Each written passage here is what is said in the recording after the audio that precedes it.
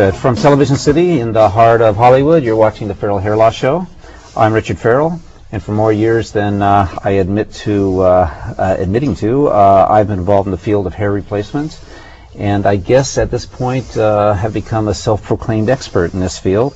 To my left is my co-host, Michael Garcia, a true hair loss sufferer, and I guess he represents 20 to 30% of the population on this planet, and advocate for said group as well. Good to see you, Michael. Thank you, Richard. It's good to be here again. Hey, this is number two.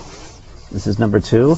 We got a lot of response back from that other one. Yes, indeed. It just really goes to show, how much of a need there is for information.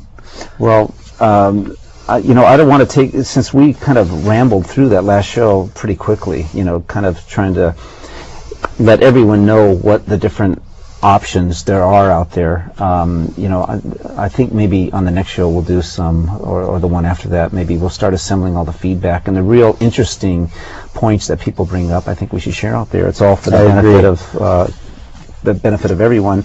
Our purpose here today, well, I think we're here to kind of help people wade through all the confusion that there is in trying to find a solution to one's hair loss situation, to honestly discuss these various options, and to basically put it right in the hands of the sufferer himself, the end user, to decide what's right for them. That's right, and to find out what's right for them, the best thing that they should do, like for anything, is to arm themselves with as much information as possible so that they don't become a victim again. A victim. So it's all about knowledge. So we're giving out knowledge. Useless, or I think our stuff's pretty good, but it's up for them to decide.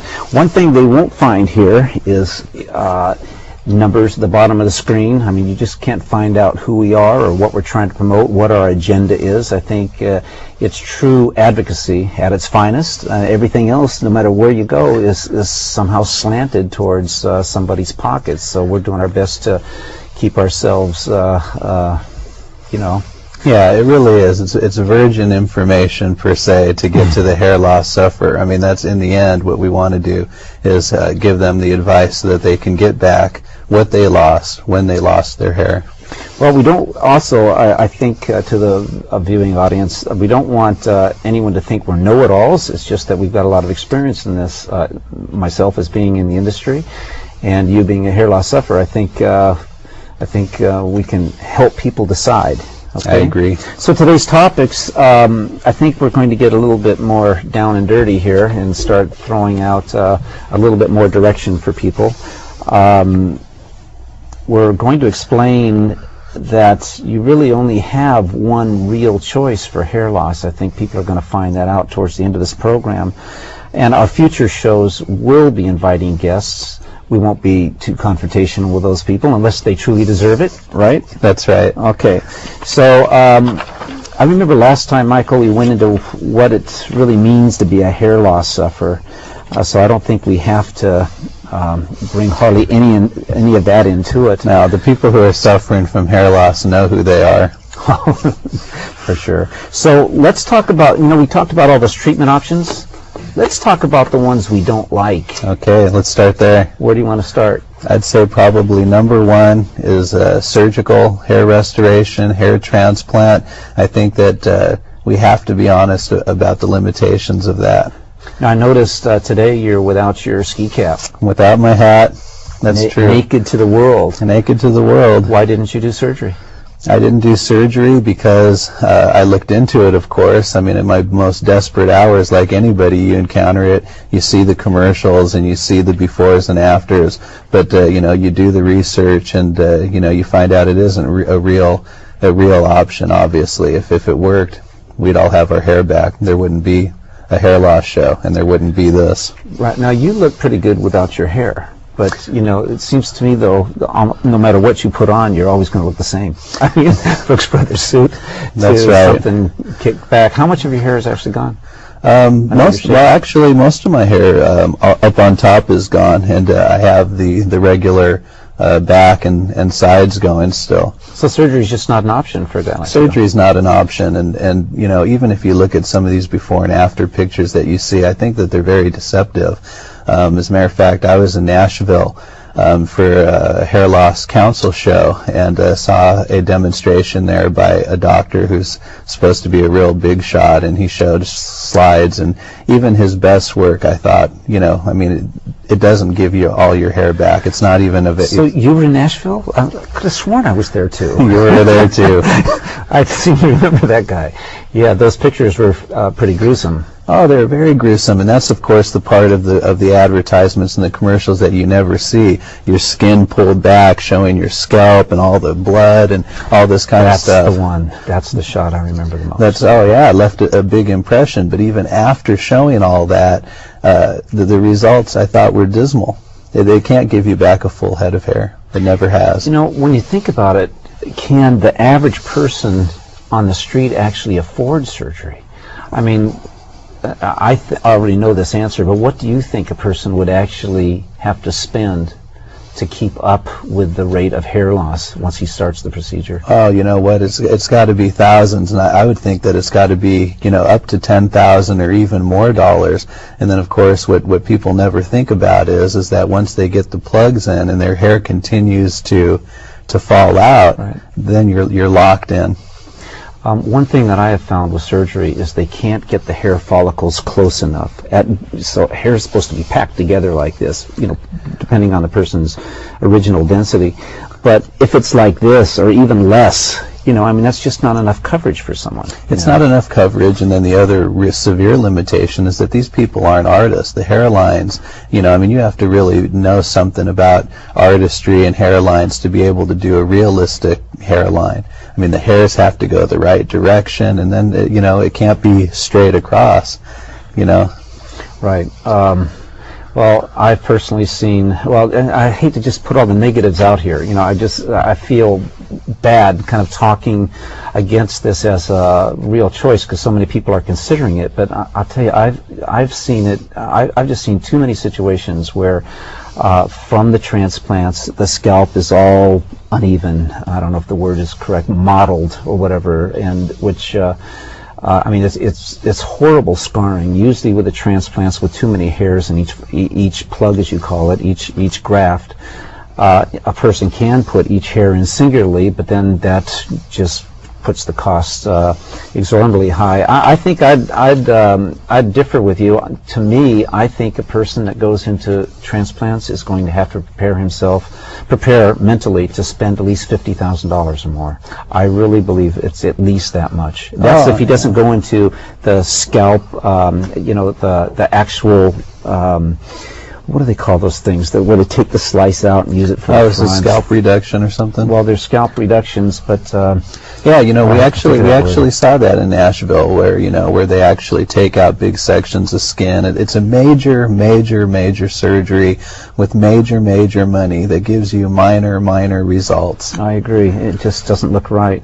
Okay, so surgery, I'd say a big thumbs down. A huge thumbs down. I just can't. I see maybe with a hair system, if a person had real thin sides, maybe to supplement the lower recession lines above the sideburns, I would say maybe there's a place for it. But in the front, my opinion, big thumbs down. Big thumbs down. It's amazing how popular it is because I guess it's doctors. It's not a hair piece. It's growing out of your skin. But so what? A little line of hair in the front just doesn't cut it. But it's also desperation on part of the hair loss sufferer to get his hair back. I think it's mostly desperation. Yeah, doctors are becoming a little bit more honest lately. They are refusing to do some of these procedures on other people. I think there's been a lot of lawsuits. I know there have been. Okay, so surgery, big thumbs down. Topical solutions, what do you think of them? Well, I've tried topical solutions, special shampoos and minerals and vitamins and things like that. And of course, I don't think that any of those claim, or they shouldn't, unless there's snake oil, to claim to grow your hair back. Some of that tries to slow down the your hair falling out, and it might work, but for growing hair back, I haven't seen anything in my years of experience to indicate that any of those work. Same here. I had a situation with, I had a situation where a lady brought in her daughter, and without getting too detailed, I just want you to know in the short time I knew her, she had what was, it looked like alopecia areata all over her scalp, with big basically patches, and somehow she found something that she claims grew her daughter's hair back. But I honestly believe, since her daughter was like 12 years old, it might have been a hormonal thing, and the hairs grew back. But the best I've seen from snake oils is maybe a little fuzz somewhere, and these hair loss sufferers are counting each little hair follicle, and they won't quit, because they know that once they quit these topical solutions, they lose it all. It's out of desperation. See, that's exactly right. You know, I mean, that's almost seems to be something that runs the gamut through all of these hair loss things, is in some way or another, you're locked in one way or another for hair transplants to get the money, and then, you know, some of these medications that you take, you know, you stop taking them, your hair falls out. So again, you're locked in, and the desperate person just keeps throwing money out. Exactly. Okay, laser. I think, in my opinion, the jury's still out on that. I've heard some people say they get a little bit of growth, but again, to me, it seems at this point that it's still in the category of topical solutions. Basically, the laser light stimulating follicular growth, you know, secretions of sebaceous fluid, somehow reviving the hair follicle. Just don't get it yet. See, some of these things, I don't even understand how they're even able to do it and make money off it while they're in the testing stages, while they don't work. I do believe one day that there is going to be a cure, you know, but between now and then, when these white-coated geniuses find a cure, these things just seem to take money, and they don't solve the hair loss problem. What amazes me as a person that's involved in this, and my mind is somewhat changing. I really feel, especially these topical solutions by these big companies that we don't have to mention, that are just making bazillions of dollars off it.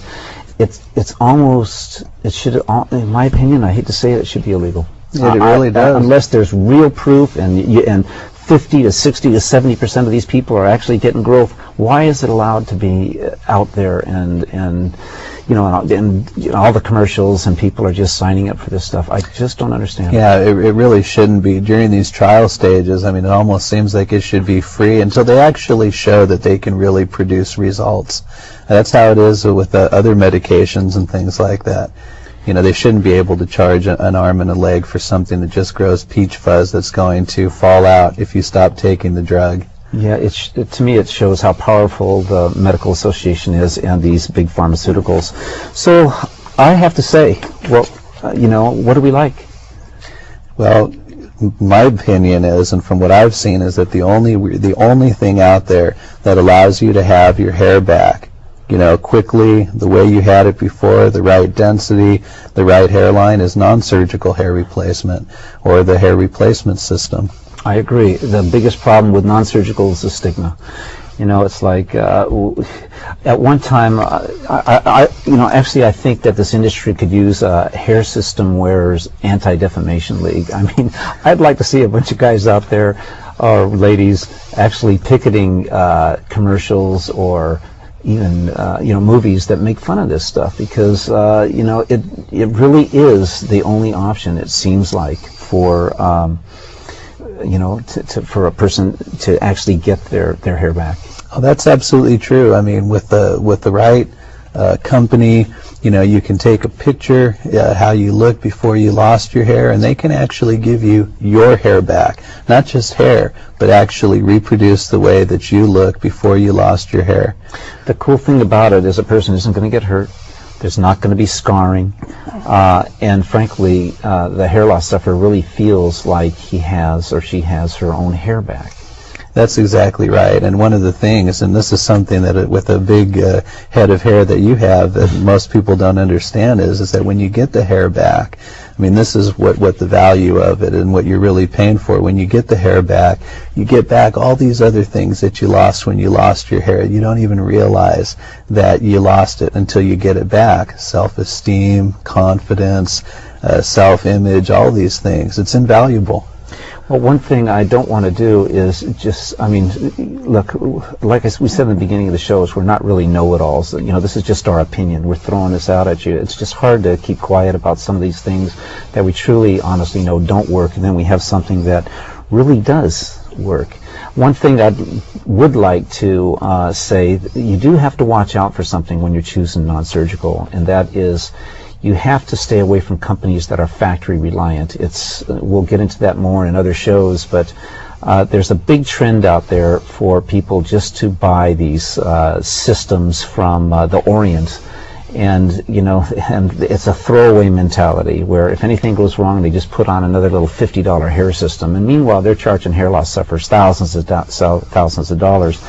I believe that the industry is going to change. You're going to find what's a new niche called ultra custom that is going to take over this bad practice. I think the industry made this bad left turn years ago, as we saw and actually lectured about at the Hair Loss Council show in Nashville. So really, what a person really wants is their hair back automatically, all at once, and in the way it's supposed to be.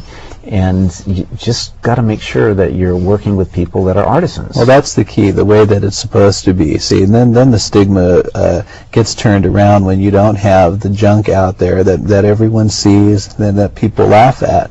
Good-looking hair systems, custom hair systems, or ultra-custom, like you said, those are the ones that people never even see because they're 100% actually undetectable. Those are the ones that no one laughs at because they can't tell. Yeah, if the industry can just battle that stigma and not, and just somehow turn it, it's non-surgical.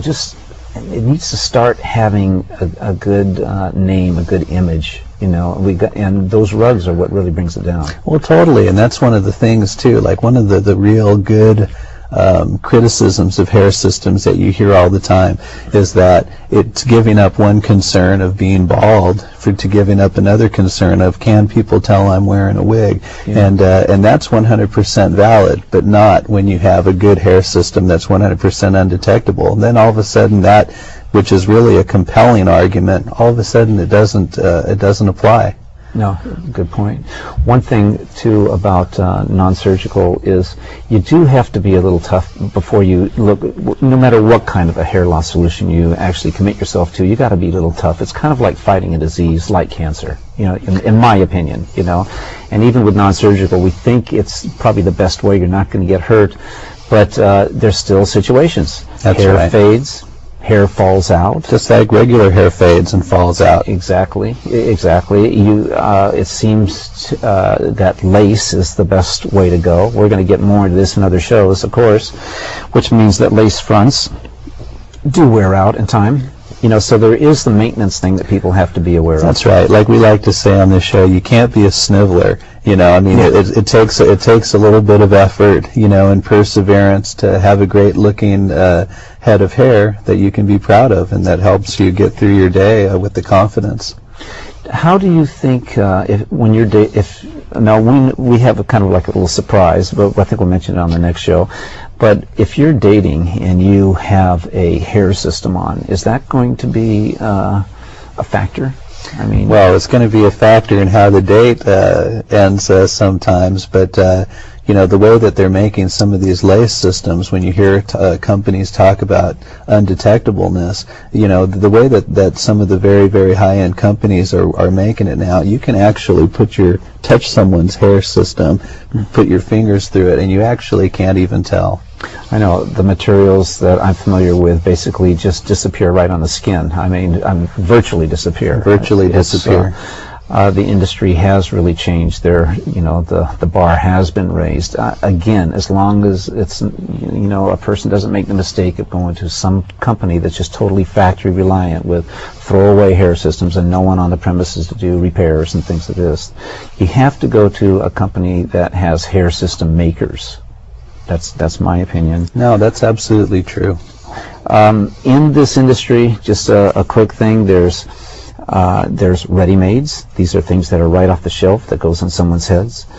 One size fits all. You got it. Stay away from ready-mades, in my opinion. There's also things called custom. Now, most of the big companies out there, the big national chains, they do we custom. know who they are. Yeah, and they're doing better. But still, most of them, almost all of them, are factory reliant. But that is in the category of custom, where they basically take a tape template of the head and make a system to size, okay, with hopefully all the elements are correct. But the new niche is ultra custom. That's where we go back to the artistry that was once in this industry.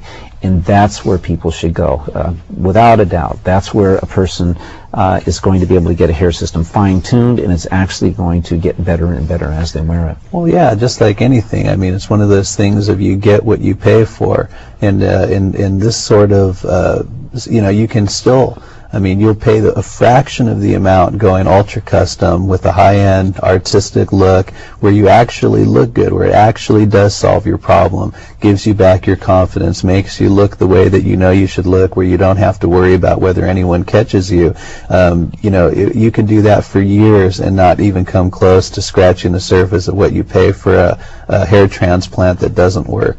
So, there's the extremes, and then the cheap throwaway hair systems. That doesn't make sense. Again, all this is being said for the viewers to decide, and there's just a point where you have to say what seems to work. One thing that I know, living vicariously through hair loss sufferers, is that the person actually feels like it's their own growing hair, which somewhat amazes me. In some ways, I wanted to shave my head and actually wear one of these to kind of have a certain empathetical view, Well, the amazing thing about it is that when you put it on, actually, the ones that they make today, the ultra custom, you actually don't know you're wearing it. I mean, you're walking around and you don't feel anything. Well, hair is an amazing substance. It protects you against the sun. It protects you against banging your head. I think of my great-grandfather. He always had these big patches, divots from hitting his head under every counter there was. And his eyesight got worse. He ran into everything. It keeps you warm in the winter. It keeps you cool in the summer. It really does. And it, it's an incredible substance. Well, and just aesthetically, I mean, it creates balance, up on top.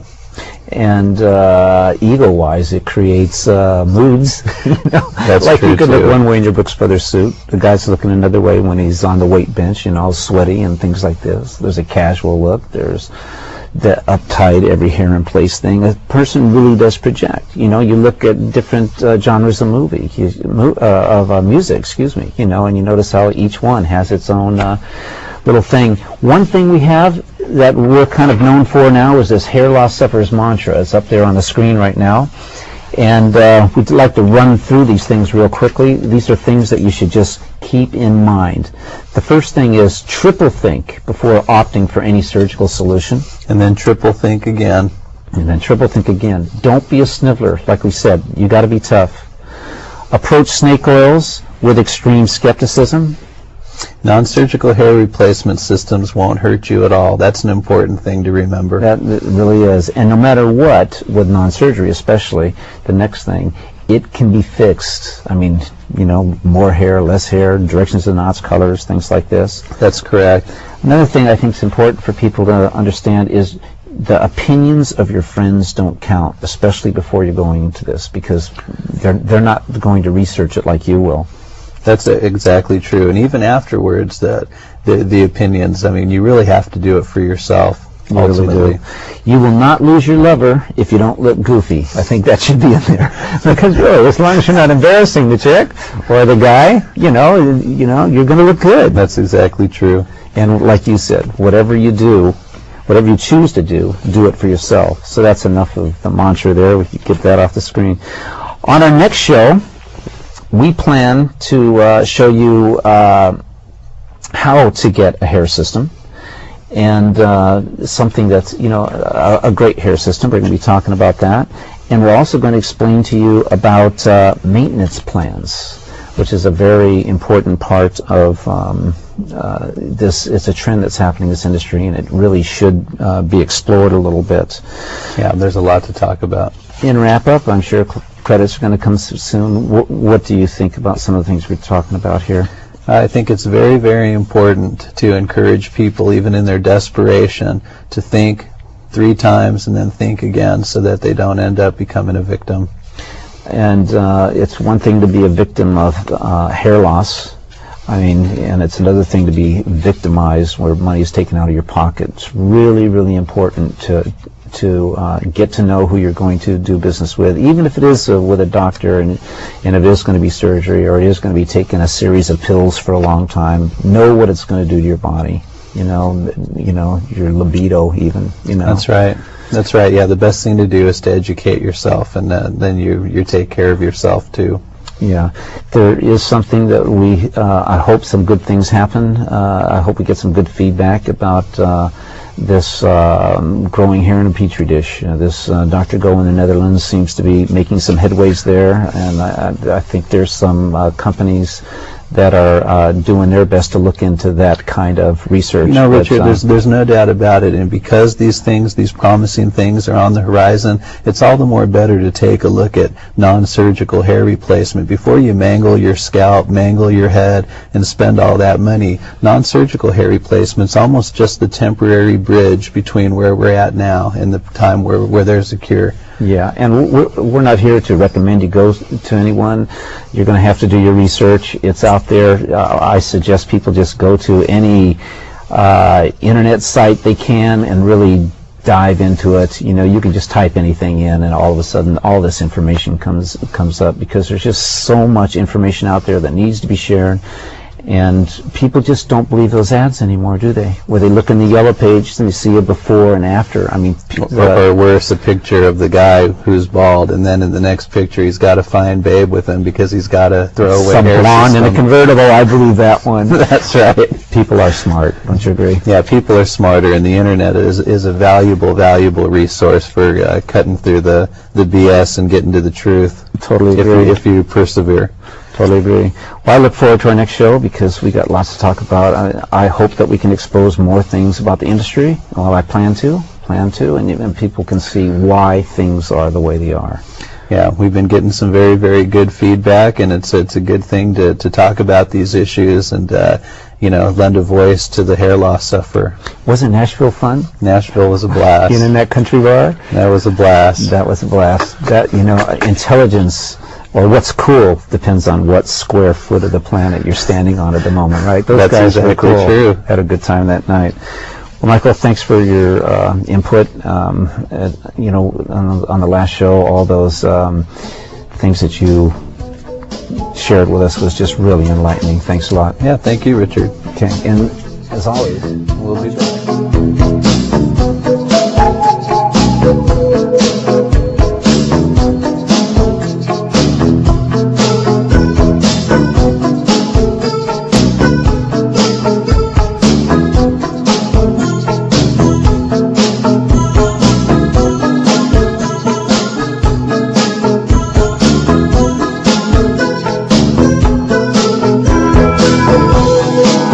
It seems like